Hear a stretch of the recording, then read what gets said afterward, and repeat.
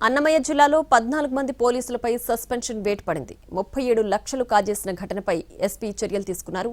జిల్లా పోలీస్ కార్యాలయంలో వేతనాలు, అలవెన్స్ల విభాగంలో పనిచేస్తున్న క్లర్క్ జయకుమార్ రెడ్డితో కుమ్మక్కై 32 లక్షల ప్రభుత్వ నిధులు గోల్మాల్కు పాల్పడ్డారు.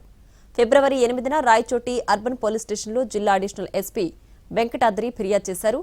ప్రతి నెల ఒక్కొక్కరు 15,000, 16,000 చొప్పున కానిస్టేబుళ్లు నిధులు దారి మళ్లించారు. మొత్తం 32 లక్షలు ప్రభుత్వ నిధులను దారి మళ్లించి తమ వ్యక్తిగత ఖాతాలకు జమ చేసుకున్నట్లు నిర్ధారణ అయింది.